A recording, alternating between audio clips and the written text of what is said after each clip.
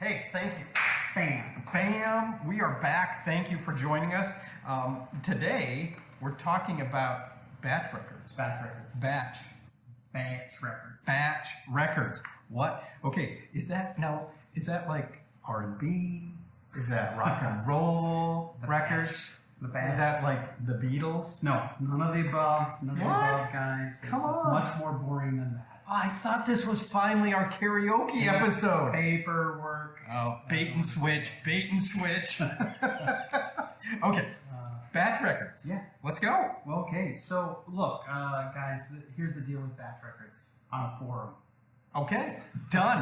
That was good. And then this is what they look like. This is for gummies. That's for vapes. Yeah. We're good. Okay. Any questions? So let's talk about the components We're of the for batch record them. and why we need them and what they are. Okay. So All right. batch records are used in a production setting, specifically in the formulations and packaging world. Okay. Okay, and so let's kind of, in your mind's eye, we got some hemp in.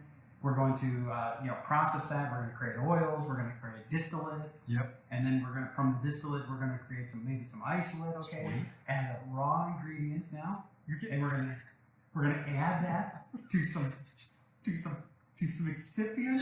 Yeah. Yes. Oh, we talked about excipients last time. Yeah. So Sweet. you add them to excipients and some other ingredients to make it taste good, and we're gonna put that all together And then make what? a witch's brew. Oh, double And- toilet intro. And then we're going to put it into a package. So the Okay. batch record is the record that really keeps track of all the formulations and ingredients and all the equipment and the people and all the quality. It's associated everything with that the needs to batch. be. Right. Now, people do not usually use batch records upstream of the formulation process. Oh. You could do that, but it's probably not necessary. Okay, so basically you have one lot coming in and you're converting that to isolate, for example. Sure. You have one lot coming in, you're converting it to distillate. Okay, there are specifications on your distillate, and you have waste associated with that process of moving from hemp to distillate. Okay. And so that's really what you're hoping to do is just make sure that there's good mass balance, that there's good yields in that process, that the distillate coming out is meeting your potency, purity, identity requirements, and that pure coming in and pure going in. I mean, that's really what you're looking for. Some people use batch records in that case, but it's overkill. You probably don't need to do it. Okay. Okay. So with the batch record, however, that's where you're really getting into a lot of different things. So I got in my hand here a nice batch record. It's all filled out. Hey, I have a nice batch record too. These are really great. Are we competing? Take a look at it. Okay. And you see, it's got the cover page, which is the composition, what it is. Yep. What the description is, what the licensing number is, what the storage conditions are, all the shelf life, the packaging style with the packaging, what the document is, so document history, what it supersedes before, so you got document control, and then you prepared and approved by and authorized by, and these are all, and this is the original controlled copy, and it's also confidential. So you can see that there's some different items. What's great about So yours is better than mine because I don't have the stamp. What do you got? You got a page one? Yeah. Oh, okay. Yeah. No, this isn't actually a complete batch record, and that's just a template batch record. Oh. So yeah. So I got that. So batch records are not all created equal. Look, when you have a batch record, it's basically a document that you're going to need to fill out that will govern how you make your formulations. Yeah. So when you create a document like this, you have to put it under document control. In other words, you have to show what you've changed in that document over time. So if you get inspected by whoever, whether it's an organic inspector or a GMP inspector, they're going to look at, okay, what changes have you made? How were those changes made, and where did you record those changes? So the history of the document is very important. Absolutely. So what happens is, in my mind, I keep hearing the words, "What did you do?" What did you do? I'm like, I don't know. I didn't write it down. Can't figure it out. I get that all the time. So yeah, typically a batch record like this would have like a history of change. And this particular batch record's got 2 changes. Wow. One is an adjusted formulation, a new batch size, and the other one is added in a cleaning regimen for for one of the utilities. They must have identified a new risk, and so they added that in there as a cleaning Criteria. Yeah, cleaning criteria. Yeah. Now, this is something that we did last lab day that we did. Donna was working on that, and we were working the stirrers. We were making a full batch of vape juice. Vape juice. So when we were making that day, she was writing everything down as we were going, even while we were, getting it. Yeah, she was filling it out in there. So a couple different ways to do it. You can do a paper-based system, or you can use IGW Lab. IGW Lab is like we were filling out paper copies at that time because the IGW Lab was not in our studio lab. Exactly. Okay. Our R&D lab. Yeah, R&D lab. Yeah. So, but we were getting in lots of trouble. What they do is they print it out anyway. Sure. From the IGW, and so they have paper copies, so there's always backup. Which is fantastic. I love the way the IGW lab allows you to follow the SOPs and fill it in, and it guides you through every step of the process, which is very cool. Yeah. Okay, sorry. No problem. And then next page was the general instruction. Okay, that's where essentially you have all your notes. Okay, what particular Code of Federal Regulations is really governing this document here, and it's stated here. In this case, it's 21 CFR 4111. And then they have the different things, requirements like carry out blending, mixing operations in a clean, dust-free area. Ensure general cleaning utensils is carried out as per the citation of the citation. Ensure the mixer, hot plate are clean as per the citation. So they're basically citing the rules that are in Part 111 here, and they're saying, okay, that what this document does is really control. And most of our batch records start out with these same notes because we adhere to 21 CFR 111. Right, exactly. All the way through. Oh, notice right here they have a dangling participle. Oh, I hate dangling participles. It's dangling participle. Hate that. All rejected materials must be properly disposed of. No, you can't do that. Never end a sentence with participle. All right, the next one was a list of machinery, equipment, and utensils. It's ingrammatically correct. That's correct. Ingrammatically. Ingrammatically correct. Irregardless of the ingrammatically. Irregardless. Do you know what irregardless is not a word, actually? It is not a word. That's why I said it. I know. But we do use it, though. Irregardless. Okay, we are geeking out. I know. Okay. Well, how can we not? We're talking about batch records. Oh, yeah. Okay, list of machinery, equipment, and materials, guys. Okay. This is also... Okay, so if you're using IGW Lab, you're automatically bringing in all the equipment. All the equipment is assigned to the work cell that you're in. Yeah. And in the case of a batch record, you'd have, okay, here's what the machinery is. Here's the serial number of the machinery. Here's when it was last calibrated. And here's when it was last maintained. Here's the equipment ID number associated with that. And then you would also, as part of that, have checks. Okay. Yep. And that would not be the list of machinery, but that would be subsequent. Here's your calibration. Sure. And so, yeah, that's that page. And then the next page would be, the raw materials intent sheet. What do you have?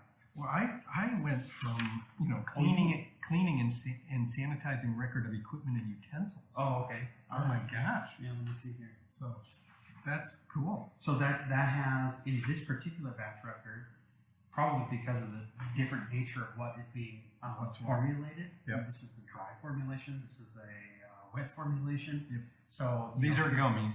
In this case, you have cleaning and sanitizing record of equipment, and then here you have your utility, or all of your utensils, who cleaned it, what the date was, and all of that. And there's a reference to our SOP number. Checked by production, checked by QC. And these are the kinds of things that Donna was filling out in the lab. Right, exactly. But that's cool. Sorry, I didn't mean to take you away from your... So, let's talk about two things since we're on the topic of cleaning methods and cleaning calibration. One.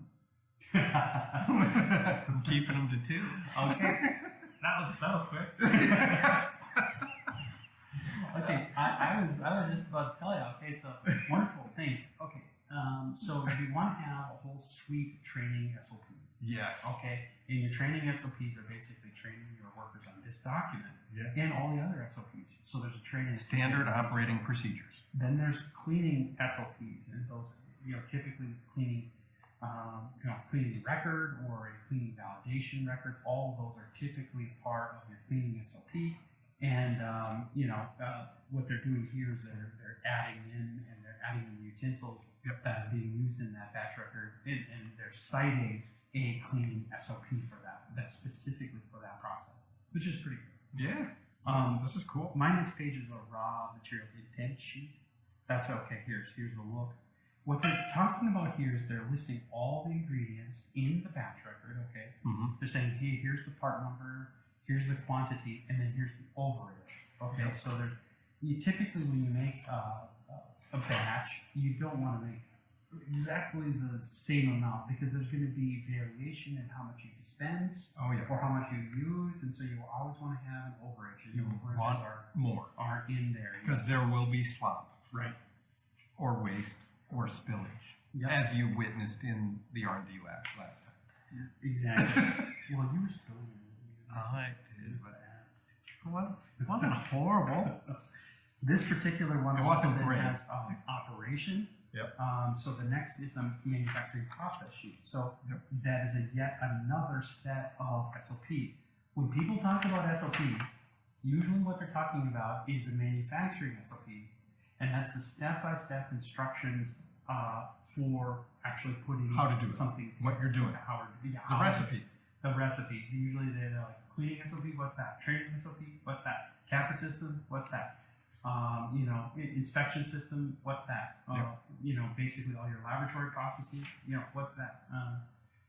Sampling process, what's that? Okay, just to name a few. Yeah. So those are some of the other things that you need to think about. So, and they the go manufacturing through. process is basically a step-by-step. So that's where really manufacturing execution. Yep. And that's a part of this batch record. Is okay. Here's the process sheet. Step one, you do weigh. So here, I'll give you an example. Weighing is the first step operation in this manufacturing. So set the scale to 0, weigh the clean, tear a beaker, basically it says, record the weight, tear the scale, accurately weigh, record, and then verification. There's 14 steps just on weighing. Just on weighing. And just so you know, for this one, first step is preparation of the pan. Mm-hmm. Cut 3 pieces of parchment. Mm-hmm. Fold the papers to fit the pan. Then 2 is pre-mixing and then mixing, and it's exactly what you're doing. This is what Donna was filling in as we were going. Right. That whole deal for a different process. So you can see that the steps here, there's a whole bunch of go-no-go steps in the process itself where QC comes in. Okay, it's a go-no-go. Okay, we're done. Get QC, check off, check. Okay, go to the next stage. Check, go to the next stage. Until you get the go sign, you don't go. Right. And those go-no-go points must be dictated by your risk assessment. That's what's really important. Otherwise, quality good equality, right? Yep. Okay, and the risk assessment is really a negotiation between the manufacturing and what's possible with manufacturing, the business side and what's possible with business, and then the quality and laboratory quality QA QC side, so that you guys are all talking about, okay, here's what really matters, and here's what doesn't matter. Yeah. Okay, does it really matter, for example, if my utensil spoon is molecularly clean and sterile? Probably not. Okay, so well, maybe yours isn't. Yours is? Yeah. Okay. All right. You funny, Joe. Okay.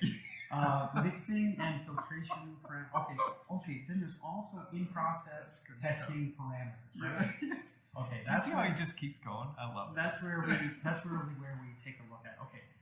Do we really need to measure an in-process parameter? That's a question that you would need to have in your batch record, right? Yeah. So if you have a time and temperature specification, look, you're going to be taking those in-process parameters down.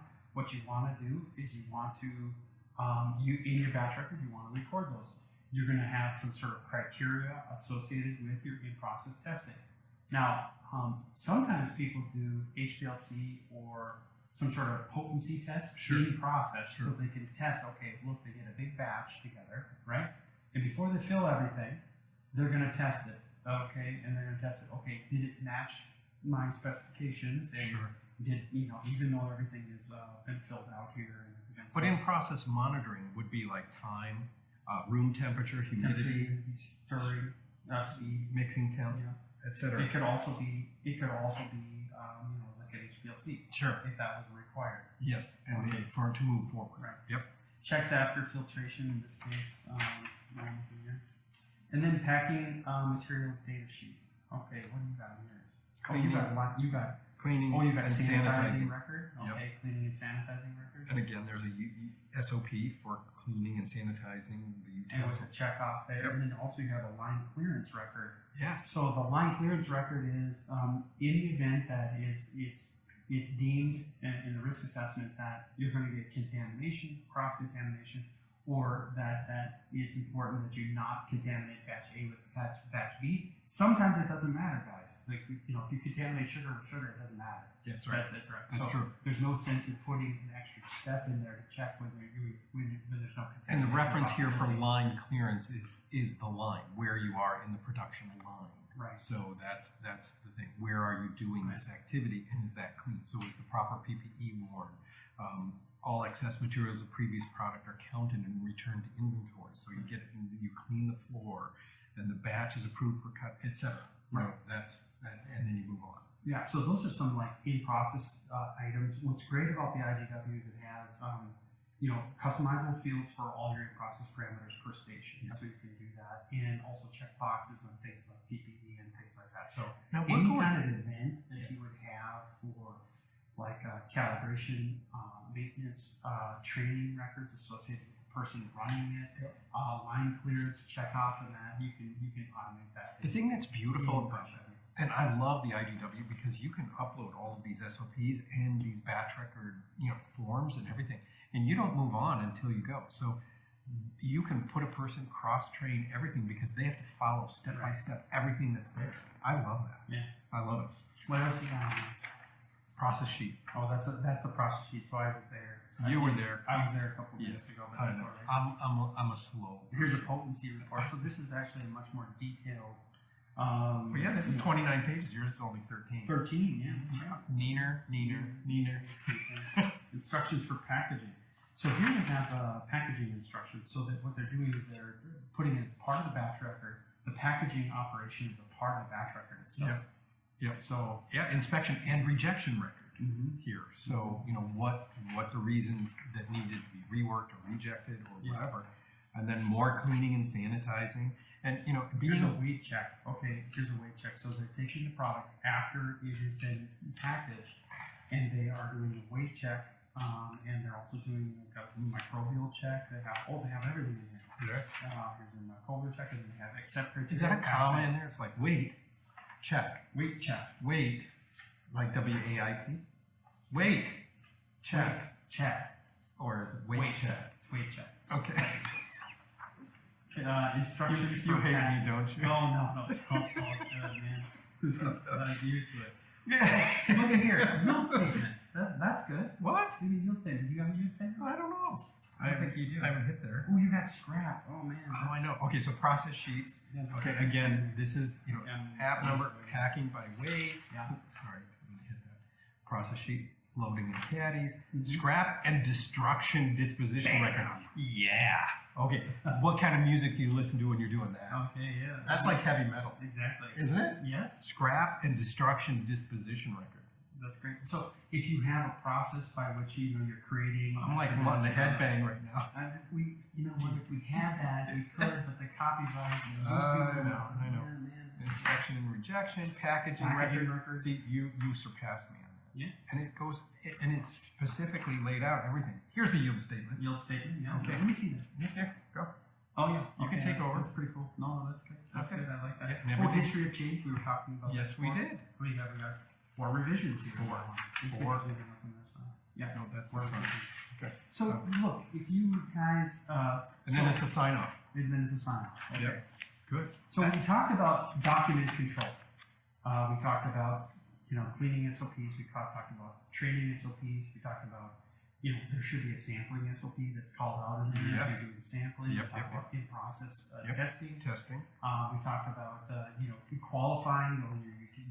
We your utensils and everything that's in there. Cleaning, sanitizing. And then also the manufacturing execution steps. Okay, so you could do this with paper, and everybody does this with paper. You can do it with electronical also copies if you'd like to. It kind of streamlines. Did you just say electronical? Yes, I did. He said electronical. Did I? Is that It is now. Electronical. For those of you who are inclined to do electronical processes. I like that. Did you see? And I picked that up mid-sentence. I'm like, he just said electronical.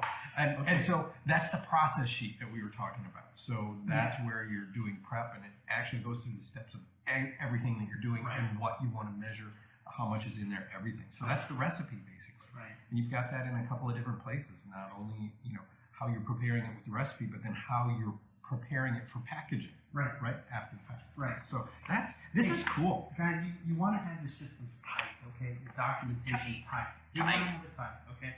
But you don't want to have it so tight that you can't make money. That's another thing you need to think about. That's where your risk assessment comes in. Yep. Spend the time on your risk assessment, and you'll be making money. You won't be doing stupid quality, okay? You'll be doing good quality. You'll be doing the quality that actually matters for your process, which is based on your risk assessment. I like the way you said it. You won't be doing stupid quality. I like that. That's kind of how it came across to me. You won't be doing. You don't want to go gangster on your process, okay? No, this was really helpful. Going through the batch records is key, and it brings it all together because we talked about where we are in qualifying excipients. Yeah. We talked about being in the lab. We talked about terpenes. We talked about everything, the process, everything in here, and the IGW lab. Any management execution system, manufacturing execution system, a LIM system, all of that helps and feeds into this. Right. And then that feeds back into accounting, and ERP and all of that, where you're going to be able to run your business. So if you're running at an industrial level, those are things you absolutely need. And when you're doing GMP, CGMP, EU GMP, and many of you are asking about those qualifications because many of you are prepping for export. Right. So, and when you're doing that, you have to be, food grade ready.